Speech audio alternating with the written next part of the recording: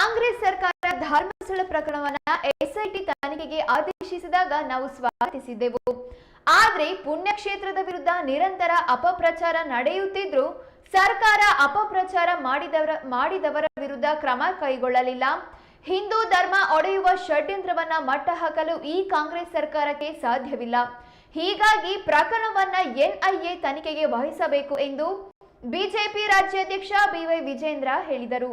ಧರ್ಮಸ್ಥಳದಲ್ಲಿ ಹಮ್ಮಿಕೊಳ್ಳಲಾಗಿದ್ದ ಬೃಹತ್ ಸಮಾವೇಶದಲ್ಲಿ ಪಾಲ್ಗೊಂಡು ಮಾತನಾಡಿದ ಅವರು ಕಾಂಗ್ರೆಸ್ ಸರ್ಕಾರದ ವಿರುದ್ಧ ತೀವ್ರ ವಾಗ್ದಾಳಿ ನಡೆಸಿದ್ರು.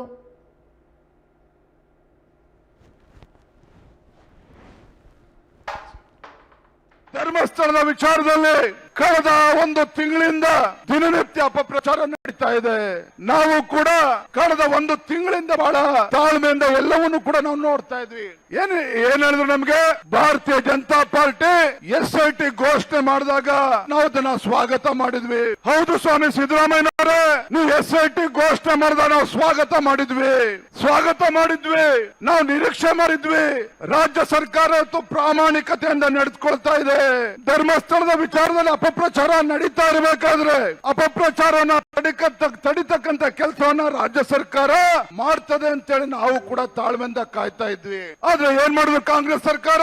ಇವತ್ತು ರಾಜ್ಯದಲ್ಲಿ ಒಬ್ಬ ಹಿಂದೂ ಕಾರ್ಯಕರ್ತ ಸಾಮಾಜಿಕ ಜಾಲತಾಣದಲ್ಲಿ ಏನಾರೋ ಒಂದು ಪೋಸ್ಟ್ ಮಾಡಿದ್ರು ಅಂತ ಹೇಳಿದ್ರೆ 24 ಗಂಟೆನಲ್ಲಿ FIR ರಿಜಿಸ್ಟರ್ ಮಾಡಿ ಅವರನ್ನ ಅರೆಸ್ಟ್ ಮಾಡ್ತಕ್ಕಂತ ಕೆಲಸ ಮಾಡ್ತಾರೆ. ಮನೆ ಸಿದ್ದರಾಮಯ್ಯನವರೇ, ಇವತ್ತು ಧರ್ಮಸ್ಥಳ ಯಾವ್ದೋ ಒಂದು ಸಣ್ಣ ದೇವಸ್ಥಾನ ಅಲ್ಲ.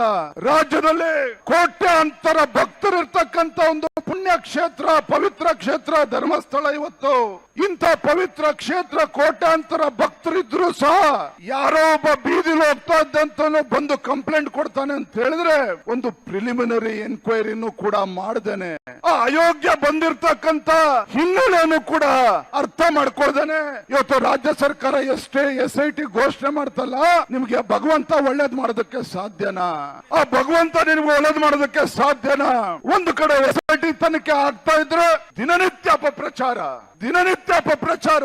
ಈ ರಾಜ್ಯದ ಮುಖ್ಯಮಂತ್ರಿಗಳಿಗೆ ಕಿಂಚಿತ್ತಾದ್ರೂ ಕೂಡ ಕಾಳಜಿ ಇದ್ದಿದ್ರೆ ಯಾರು ಸಾಮಾಜಿಕ ಜಾಲತಾಣದಲ್ಲಿ ಧರ್ಮಸ್ಥಳ ಮಂಜುನಾಥೇಶ್ವರ ಅಣ್ಣಪ್ಪ ಸ್ವಾಮಿ ಬಗ್ಗೆ ಅಪಪ್ರಚಾರ ಮಾಡ್ತಾ ಇದ್ದರು 24 ಗಂಟೆಲಿ ಒದ್ದು ಒಳಗೆ ಹಾಕ್ಬೇಕಾಗಿತ್ತು. ಆ ಕೆಲಸ ಈ ಅಯೋಗ್ಯ ಕಾಂಗ್ರೆಸ್ ಸರ್ಕಾರ ಮಾಡಲಿಲ್ಲ. ಇವತ್ತೊಂದು ಮಾತನಾಡೋದಕ್ಕೆ ಇಷ್ಟಪಡ್ತೇನೆ.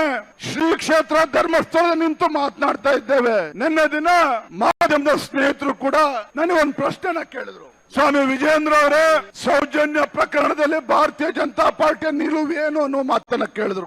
ನಾನು ಈ ವೇದಿಕೆ ಮೂಲಕ ಒಂದು ಮಾತನ್ನ ಸ್ಪಷ್ಟಪಡಿಸೋದಕ್ಕೆ ಇಷ್ಟಪಡ್ತೇನೆ. ರಾಜ್ಯ ಸರ್ಕಾರಕ್ಕೆ ಆಗ್ರಹವನ್ನು ಕೂಡ ಮಾಡ್ತೇನೆ.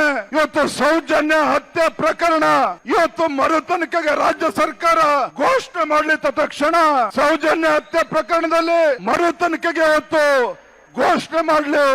ಆ ಸೌಜನ್ಯಳ ಕುಟುಂಬಕ್ಕೆ ನ್ಯಾಯ ಕೊಡ್ತಕ್ಕಂತ ಕೆಲಸವನ್ನ ರಾಜ್ಯ ಸರ್ಕಾರ ಮಾಡಲಿ. ಇವತ್ತು ಅಕ್ವಿಟಲ್ ಕಮಿಟಿನೂ ಕೂಡ ರಾಜ್ಯ ಸರ್ಕಾರ ಘೋಷಣೆ ಮಾಡಲಿ. ಅದರ ಮುಖೇನ ರಾಜ್ಯ ಸರ್ಕಾರ ಸೌಜನ್ಯಳ ಕುಟುಂಬಕ್ಕೆ ನ್ಯಾಯ ಕೊಡ್ತಕ್ಕಂತ ಕೆಲಸ ಮಾಡಲಿ. ಭಾರತೀಯ ಜನತಾ ಪಾರ್ಟಿ ಈ ವಿಚಾರದಲ್ಲಿ ರಾಜ್ಯ ಸರ್ಕಾರಕ್ಕೆ ಸಂಪೂರ್ಣವಾಗಿ ಬೆಂಬಲವನ್ನು ಕೊಡ್ತೇವೆ. ಆದ್ರೆ ಒಂದು ಮಾತನ್ನ ವೇದಿಕೆ ಮೂಲಕ ಈ ರಾಜ್ಯದಲ್ಲಿರ್ತಕ್ಕಂತ ಕಾಂಗ್ರೆಸ್ ಸರ್ಕಾರ, ಜನವಿರೋಧಿ ಕಾಂಗ್ರೆಸ್ ಸರ್ಕಾರಕ್ಕೆ ಇವತ್ತು ಎಚ್ಚರಿಕೆಯನ್ನು ಕೊಡೋದಕ್ಕೆ ಇಷ್ಟಪಡ್ತಾನೆ. ಮಾನ್ಯ ಮುಖ್ಯಮಂತ್ರಿ ಸಿದ್ದರಾಮಯ್ಯನವರೇ, ನಿಮ್ಮ ಆಡಳಿತದ ವೈಖರಿ ಕಳೆದ 2 ವರ್ಷದಿಂದ ನಾವು ನೋಡ್ತಾ ಇದ್ದೇವೆ.